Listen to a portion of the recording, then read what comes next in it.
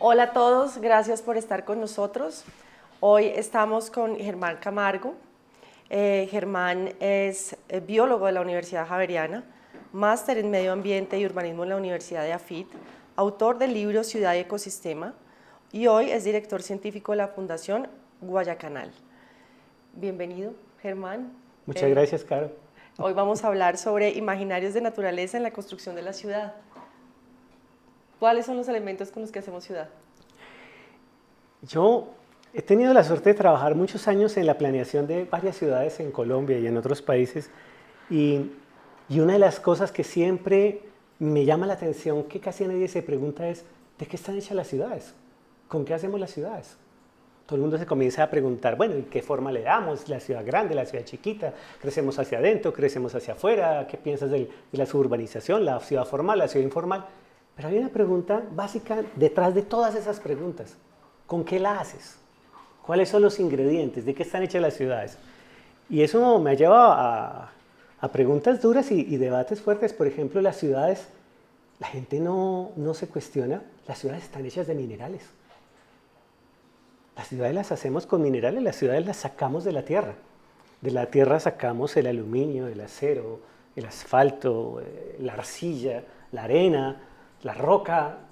Las ciudades las sacamos literalmente de la tierra. Nosotros vivimos en cuevas y ahorita hacemos cuevas para sacar minerales y hacer la ciudad. Pero esa idea de que podemos tomar la tierra y amasarla y darle forma, ¿sí? Esa es una idea muy antigua, tan antigua que está sedimentada en el fondo de nuestra mente, en nuestra alma.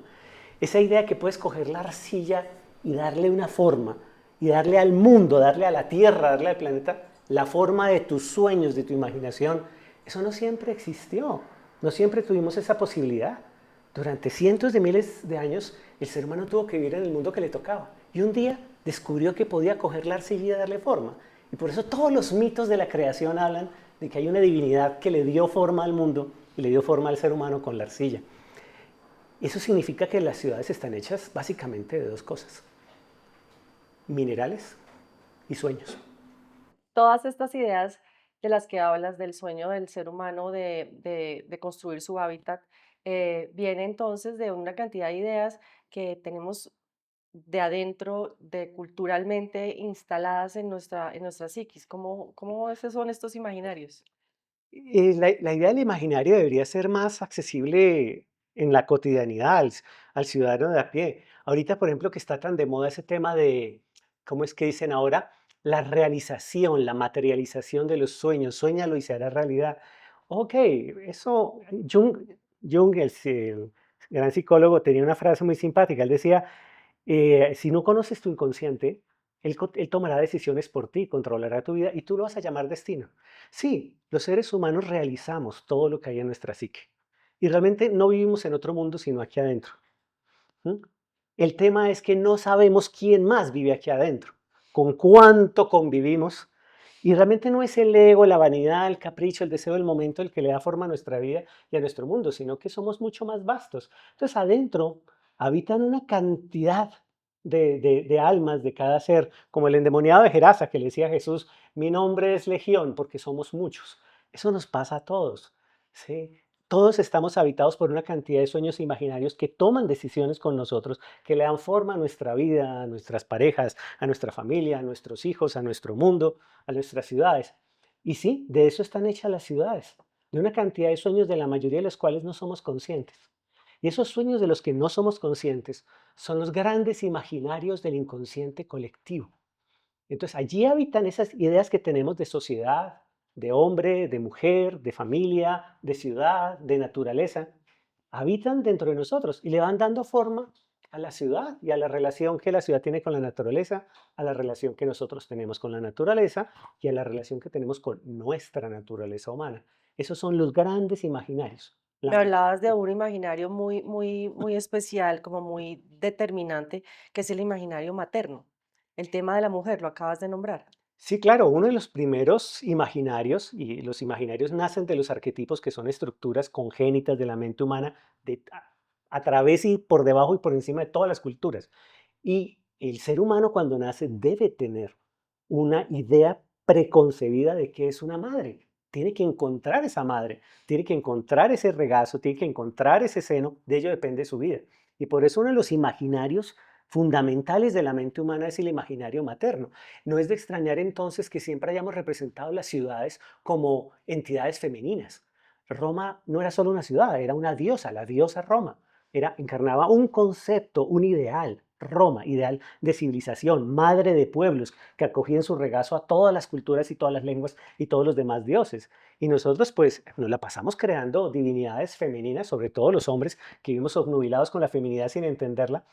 Y viene exactamente esa, ahí está uno de los grandes imaginarios que funda la mente humana en los primeros días de nuestra vida, el imaginario de lo femenino. Y de ahí que la naturaleza se nos presente como lo más obvio, como una madre. Claro, y hay una analogía también de la vivienda, la casa, el hogar y el volver al útero. Y Exacto. es la célula inicial de la ciudad. Y siempre estamos recreando vientres, volviendo a buscar vientres, porque tenemos ese imaginario con el cual nos representamos lo que es el ideal de la vida, el vientre, lo oscuro, lo acogedor, la vasija, si obviamente eso viene acompañado del seno, la nutrición. Entonces, una de las formas como nosotros vemos la ciudad es como algo que nos acoge y nos nutre. Qué curioso, de la misma forma vemos la naturaleza. ¿Será que son tan distintas en el fondo de nuestra psique, la naturaleza y la ciudad? Porque es que la diferencia entre naturaleza y ciudad, entre naturaleza y artificial, que hoy la damos por sentada y eterna, eso es súper reciente, eso viene de la Ilustración, cuando se inventaron que lo civilizado y lo salvaje eran distintos y que el ser humano y la naturaleza estaban lejos y que había una distancia objetiva para investigar la naturaleza. Y bien, nacen las ciencias naturales, pero eso en el fondo de nuestra psique, nosotros llevamos millones de años sintiendo, sabiendo, pensando, viviendo que eso no es verdad, que no hay tal diferencia entre ciudad y naturaleza. Ok, y por ejemplo, esta permanente relación con la naturaleza, con el medio ambiente, con lo que naturalmente afecta a las ciudades, también entonces está relacionado con los imaginarios, por ejemplo, edénicos. Claro, que es uno de los imaginarios típicos de los debates ambientales. A mí siempre pues me ha parecido interesante, pero también muy difícil la forma como se debate. A ver, lo verde o lo gris, el árbol o el ladrillo. Si uno dice, ok, es como si tú le preguntas a alguien, ¿a quién quieres más, a tu papá o a tu mamá? Al ser humano le podríamos preguntar, ¿quién es tu madre, la ciudad o la naturaleza? A ver, sí. Sí. Entonces, hay una cantidad de, como te decía, imaginarios, de estos sueños profundos de la humanidad que toman decisiones por nosotros y muchas veces en esos debates que vemos de ciudad y medio ambiente, ciudad o medio ambiente, como lo plantean algunos, entonces uno dice, hombre, si las personas se tuvieran a darse cuenta que mucho de lo que están diciendo están hablando de los mitos de la humanidad por su boca. Están reproduciendo nuestros sueños y a veces nuestras pesadillas. Uno de los imaginarios de naturaleza que le dan forma a estos debates, de los más típicos después del imaginario materno, que como te digo, madre es la ciudad, madre es la Sí, la naturaleza, naturaleza. ¿m? Madre es el agua, ¿no? También. Eh, es el imaginario edénico.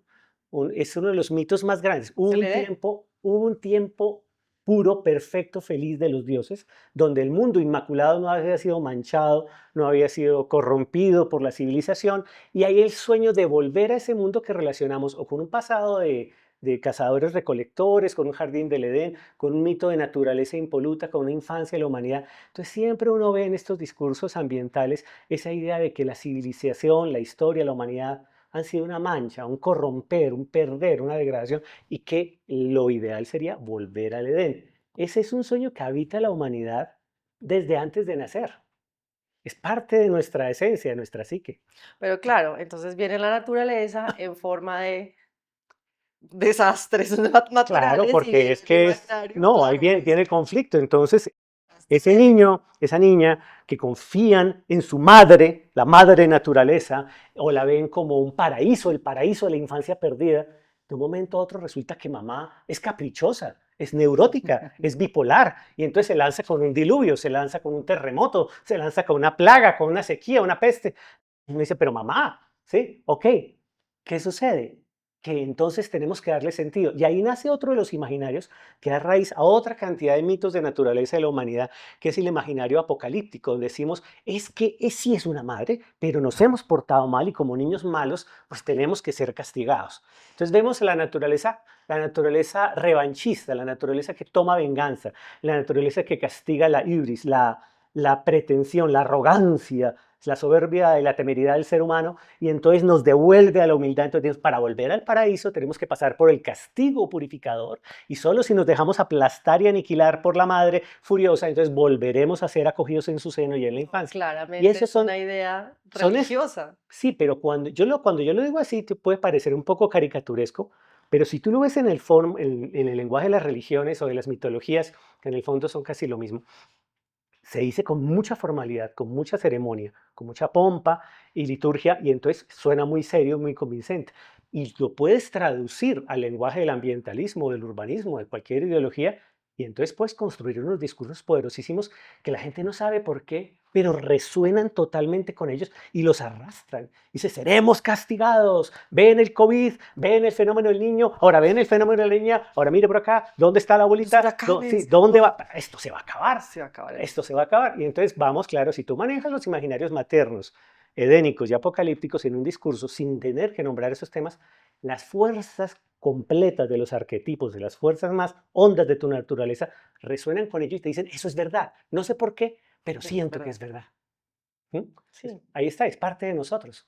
Pero como eso, nosotros hemos ido construyendo capa tras capa de nuestra relación con la naturaleza. Muchas capas son contradictorias, como el Edén y el Apocalipsis, aparentemente contradictorias y son lo mismo. O la pureza, lo materno, el eros, lo femenino. Y por el otro lado está el imaginario satánico de naturaleza. El imaginario satánico de naturaleza es uno de los más interesantes. Es una invención fundamentalmente medieval. Entonces, todos los que somos cristianos como matriz cultural, católicos como matriz, así no vayamos a misa, participamos de una idea, y es que la naturaleza está en el margen de la civilización, en el margen de lo Está allá, correcto, está allá. lejos. Son los dioses de los pueblos olvidados, ahora convertidos en duendes y demonios y brujas, están en el bosque, no en la ciudad está protegida por el campanario, por las campanas que ahuyentan al demonio, pero allá, al margen de la ciudad, en la noche, en la historia, en los templos derruidos, en las cuevas, en las grutas, en los rituales paganos, está la tentación. ¿La tentación de qué? La niña no debe ir sola al río, entonces es la tentación del erotismo. No debe salir de noche, es la tentación de hacer aquello que los demás no pueden ver, de salir del control de la sociedad. ¿Sí? Es la tentación de no hacer parte de ese mundo que trabaja, paga impuestos, dobla la cabeza y se somete a la autoridad. La tentación de lo subversivo, de lo alternativo, ¿sí? De lo herético. Entonces, la naturaleza es el espacio de la tentación, de la subversión. Ahí viene entonces el imaginario hedonista. Ahí viene ese imaginario de esos rituales, el miedo a la tentación, Primero bien. es la noche, es el miedo, es la pesadilla, es el miedo a lo distinto, a todo lo tenebroso, que se relaciona con otro imaginario más antiguo, que es el que tú dices, el de la orgía, el de la bacanal, el de la sensualidad, el imaginario dionisiaco, que todavía vive en nosotros y es uno de los más olvidados, más reprimidos. Imaginamos la naturaleza como, entonces lo que usted está diciendo es, volvamos a la naturaleza, volvamos a lo salvaje, no hay prohibición, todo es lícito, y entonces la fiesta de Dionisio, entonces el éxtasis de los sentidos, la extravagancia, la orgía, el desafuero. Sí, hay un imaginario de naturaleza que es esa experiencia de comunión total, de tú dejas de separarte, yo dejo de separarme de ti, yo dejo de separarme del otro, la muerte ya no es distinta de la vida, la civilización no es distinta a la naturaleza, desaparecen los límites, las reglas, las jerarquías, y tú vives el éxtasis. Este es uno de los grandes mitos, los grandes imaginarios de naturaleza, es el éxtasis y la conexión con el instinto, con lo profundo, con lo telúrico, con lo Con el tónico. disfrute. Sí, esa visión tónica, ritual, arcaica de naturaleza, que todavía nos habita. Hay gente que lo recrea en su ritual de éxtasis y de drogas psicodélicas y música electrónica cada fin de semana, y vuelven un poquito a las cuevas de Dionisio. Sí, cada cual tiene sus artificios. Pero como te digo, cuando uno discute estos temas de cómo se hace la ciudad, una de las preguntas más grandes es, ¿qué espacio le damos a la naturaleza en la ciudad? Y Sí, entonces eso te iba a decir, cómo vamos a aterrizar todo esto, exacto, entonces, tenemos que tú tener en dices, y cuenta. tú dices, bueno, los grandes debates ambientales de la ciudad no son Muchas veces temas como el alcantarillado, el drenaje pluvial, cosas de ese estilo, o el balance de materiales o el balance de energía de la ciudad, el reciclaje de la ciudad, de materiales y espacios. No, los debates más apasionados no son esos. Tú no ves a la gente rasgándose las vestiduras por si reciclamos los edificios. No, se hacen debates, pueden ser intensos, pero aquellos que rasgan vestiduras y se mesan los cabellos y se untan la cara de cenizas son los debates sobre los espacios naturales. La Reserva Van der Hamen, los cerros orientales, en el caso de Medellín los cerros tutelares, los espacios del río, en el caso de Cartagena los manglares, en el caso de Cali el río y los cerros. Bueno, esos espacios de naturaleza, porque es que allí estamos proyectando una cantidad de sueños y una cantidad de pesadillas y una cantidad, sí, todos nuestros temores y nuestros deseos están allí. ¿Y de dónde sale eso? De lo que está hecha la ciudad, de sueños, de todos esos imaginarios. Entonces, cuando tú ves esos espacios y ves a la gente discutiendo cómo deberían ser esos espacios de naturaleza, cada sociedad y cada persona se refleja, proyecta todo lo que tiene adentro, lo proyecta así. Mucho tiempo y todavía en muchos lugares y personas, los espacios de la naturaleza debían ser totalmente versallescos, geométricos, educados, controlados. Y antes de hablar de ambientalismo hablábamos de ornato.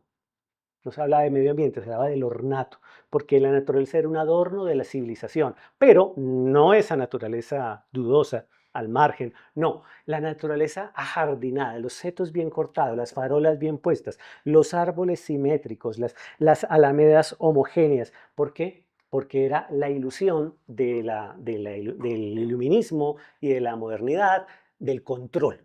Si yo controlo, entonces la naturaleza, la ciudad es un espacio controlado, prístino, geométrico. Tú, por favor, te controlas. Yo no voy a perder el control. Todo está controlado. Nada se sale del margen. Esos imaginarios del control, que son imaginarios de la modernidad, son los que llamamos imaginarios fáusticos de la vida y de la naturaleza. Fausto, Fausto es tentado por el demonio y Mefistófeles le ofrece darle el control y el conocimiento de todas las leyes de la naturaleza. Y cuando Fausto, el doctor Fausto, tenga ese control, entonces puede hacer lo que quiera con la naturaleza y con las personas y controlar el mundo. Hay un imaginario que tiene sus antecedentes clásicos y sumerios, que es el imaginario fáustico, donde si tú logras conocer la naturaleza a través de la ciencia, dominas el mundo. Entonces, este es imaginario de la modernidad. Yo tengo el control, ¿no? Y es la obsesión de tener el control. ¿En qué momento estábamos a merced de la naturaleza, lo apocalíptico, o los imaginarios titánicos, donde la naturaleza son los titanes, los monstruos que el hombre debe vencer, conquistar para crear civilización? La naturaleza es algo que controlo y domino. ¿Sí? Hasta llegar por ese camino a los imaginarios ambientalistas de la posmodernidad, donde la naturaleza es algo digno de compasión, algo que no solo controlo y domino, sino que es precario, es una víctima, debe ser salvada. ¿Sí?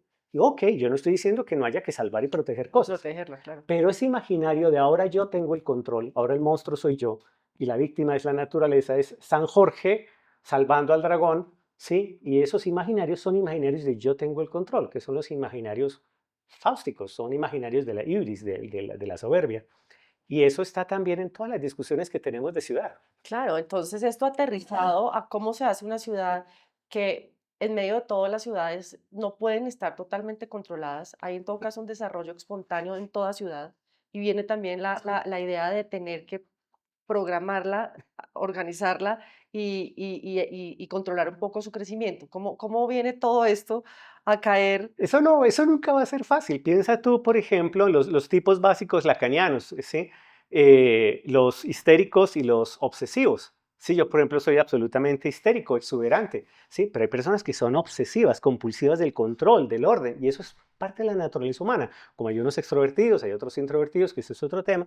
Entonces, esa diversidad hace que no haya una única forma, no puede haber un único dogma, es el punto. Entonces, ¿cuál sería la forma más adecuada de ciudad? La forma más adecuada de naturaleza en la ciudad, la que sea diversa, Claro. la que hable con todos los imaginarios, los temperamentos, la que no trate de unificar el espacio, porque cuando tú unificas los espacios por un dogma, estás ejerciendo dominación sobre la sociedad, sobre las personas, y les estás diciendo, la única forma de ciudad que vas a tener es esta, la que yo diga, la única forma de naturaleza que puedes disfrutar es esta. Entonces recorta, ya no consulta los imaginarios afro, los imaginarios indígenas, los imaginarios femeninos, los imaginarios infantiles. Yo veo esos hermosos proyectos de parques que ganan premios de arquitectura y paisajismo, y digo, ¿y le preguntaron a un niño? ¿Y le preguntaron a un niño o le preguntaron al inmigrante que viene de la región y necesita reproducir, recuperar, regenerar su cultura cercenada en una ciudad que desconoce? ¿Va a encontrar un río donde hacerlo? ¿Va a encontrar una banca a la sombra de un árbol donde jugar dominó?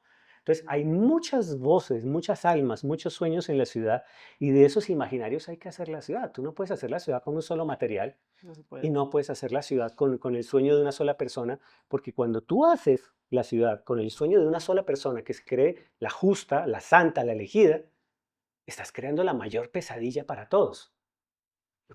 Claro. Y entonces las ciudades inteligentes, las ciudades sostenibles, ¿cómo vienen o sea, cómo se puede lograr combinar todo esto para más o menos integrar todos los Sí, sistemas? las modas son sensacionales. Yo creo que cada moda tiene que sacarle el provecho, ¿no? Porque cada idea, cada paradigma, pues viene con su carga de cosas interesantes. Y en la medida en que no se convierta en una panacea ni en un dogma, maravilloso. Eh, entonces, si las ciudades deben ser smart, deben ser listas, deben ser inteligentes, a mí me vienen varias dudas. Lo primero, ¿quién puede discutir con eso? ¿Quién puede estar en desacuerdo que la ciudad debe ser inteligente? Ok. Porque el otro sería la ciudad estúpida. Pero por otro lado, si quieres hacer un urbanismo que venda, seguramente un urbanismo estúpido va a vender más que un urbanismo inteligente. Es una cuestión de estadísticas y mercado. Ok. Entonces, ¿quién va a apostar por el dumb city? ¿Quién va a apostar por la ciudad tonta? Hombre, mucha gente está dispuesta a pagar por eso. La otra cosa que yo me pregunto es, tú dices, esta es la ciudad inteligente. ¿A quién le atribuyes, a qué opinión atribuyes el discurso estúpido de ciudad? Porque cuando tú dices la ciudad inteligente, ¿Cuál es el la estúpido? sombra del dogma aparece, entonces el que esté en desacuerdo es el estúpido. Y la otra cosa es, ¿en qué momento comenzamos a utilizar la razón para construir intolerancia? ¿Mm? Ujú. Si la razón se caracteriza es por la duda, no por las certezas, por las preguntas, no por las respuestas. Si las preguntas se mantienen vivas, esa es la luz de la razón. A eso le apostó la ilustración, el humanismo, ¿sí? Pero si las preguntas se rechazan, si yo no puedo discutir los dogmas, ni del urbanismo, ni del ambientalismo, ni de la izquierda, ni de la derecha, entonces a mí me parece que esto es muchas veces la resurrección de muchos dogmas. ¿Por qué la ciudad debería ser inteligente? Y no solamente inteligente, sino también amorosa. ¿Y por qué no la ciudad incierta? ¿Mm? Acogedora, sí. Acogedora, la ciudad abierta. ¿Sí? Yo me recuerdo mucho una vez que le estaba preguntando a Diana Biesner, la paisajista, por un plano que estaba diseñando un parque, un humedal para Bogotá, y había una parte del plano muy lavada, muy en blanco. Y le digo yo, oye, Diana, ¿y qué pasó aquí? ¿Se te acabó el tiempo? Me dijo, no, es que uno no debe diseñarlo todo. Uno debe dejar espacios para que pasen cosas. Y la ciudad debería ser prudente en conservar espacios para que pasen cosas, no tratar de definirlo todo. Pero claro, cada gobernante viene con su idea, con sus 15 minutos de gloria y trata de dejarlo todo decidido y cerrado. Entonces, bienvenida a la Smart City, la Green City, la biodiversidad, todos los paradigmas, mientras sean discusiones, mientras sean preguntas vivas, permanentes, inagotables y no respuestas definitivas. A eso sí hay que tenerle terror. Hay que tener el terror, claro. O sea que para ti realmente hay un doble sistema de crecimiento y de construcción de ciudad. Claro, sí, necesitas todo el tiempo ese diálogo entre lo dionisiaco y lo apolíneo, entre la razón pura, la forma elegante, la curva perfecta, la línea firmemente proyectada, la forma racional, esbelta, económica y armoniosa de lo apolíneo. Y por supuesto necesitas un poco la incertidumbre, la noche, la, Es que no hay manera, la existe. orgía, el exceso, la carencia, la aventura, el drama, la leyenda. Tiene que haber espacio abierto para el juego, para lo dionisiaco. Entonces, pues en un país con la historia de sectarismo que tenemos en Colombia, pues todas las discusiones terminan siendo en blanco y negro y terminan siendo sectarias. Pero como te digo yo, a mí muchas veces me llama la atención que estas discusiones, ¿qué naturaleza estás imaginando? Es la discusión básica porque es la discusión de con qué hacemos la ciudad. O sea, ¿qué te estás imaginando? Y la pregunta básica, ¿de dónde te lo estás imaginando? Porque es que ahí viene un drama importante. Es si todas las generaciones que van creciendo, se van criando y van asumiendo las decisiones y el control de la ciudad, se han criado como canarios en una jaula, encerrados en un apartamento, en andenes rectilíneos, en parques homogéneos a versiones modernas del versallismo. Tú dices, ¿cuál es su idea de ciudad? ¿Cuál es su idea de mundo? ¿Cuál es su idea de naturaleza? ¿Cuál es su idea de sociedad? ¿Cuál es su idea de justicia? ¿Cuál es su idea de aventura? ¿Cuál es su idea de vida? ¿Cuál es su idea de ser humano? Pues eso, si construyes espacios tan pobres, su imaginario va a ser muy pobre. Y aunque su inconsciente, el inconsciente de todos, esté habitado de mil cosas mucho más emocionantes y maravillosas, pues las personas se van a quedar en las formas de lo que se le ofrece, lo que se llama el dominio fáctico de los hechos urbanos. Claro. Eso es lo que hay, eso es lo que puedo vivir, y tu forma de vivir la ciudad, tu forma de ser, pues tampoco va a ser muy diversa. Entonces, pues terminamos convertidos en ladrillos, pero no en bonitos ladrillos, no en una gama grande de ladrillos para crear, porque fíjate que cuando Sumeria decidió hacer la primera ciudad, Uruk, la hizo de ladrillos. Pero es que es una cosa maravillosa, en Sumeria no había rocas. Claro, Por eso, tomaron mano de lo que había. por eso las ciudades podían tener la forma que fuera, y por eso era el mejor lugar para crear una ciudad, porque tú con ladrillos puedes hacer la forma que tú quieras, no tienes restricciones. Entonces el templo de Ishtar, los primeros sigurat, la puerta de Ishtar, los muros de Babilonia, todo se hizo de barro. Y nosotros, digo, deberíamos conservar como seres humanos esa herencia con amor y orgullo, ser dúctiles como el barro, ser amables como la arcilla, ser útiles como el ladrillo, ser imaginativos, ¿sí? Como ha sido siempre la ciudad. Maravilloso. Muchísimas gracias, Germán. No, ustedes por la Esto ha invitación. sido una maravillosa nueva forma de ver esa construcción de la ciudad, porque lo que tú dices, no somos conscientes de dónde vienen nuestras ideas ya predispuestas cuando estamos haciendo ciudad y cuando la estamos viviendo. Mm. Muchísimas gracias por A estar con ustedes muchas nosotros. gracias. Muchísimas gracias a ustedes por acompañarnos y los esperamos en otros capítulos de este podcast. Gracias por habernos acompañado en este capítulo. Te invitamos a que sigas escuchando nuestro podcast de celebración de los 70 años.